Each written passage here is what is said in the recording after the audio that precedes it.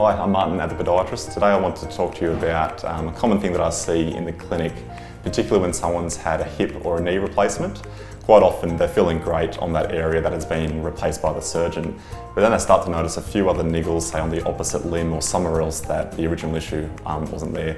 The reason for that is after someone has say a knee replacement or a hip replacement, often that limb becomes either shorter or longer. The surgeons do their best to maintain that, but often a few millimetres out that can occur.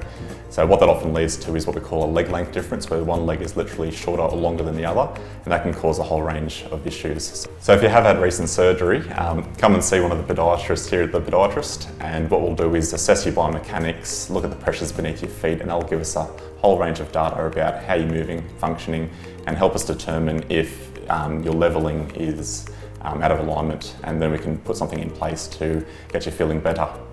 So I hope that was helpful, and we'll see you next time.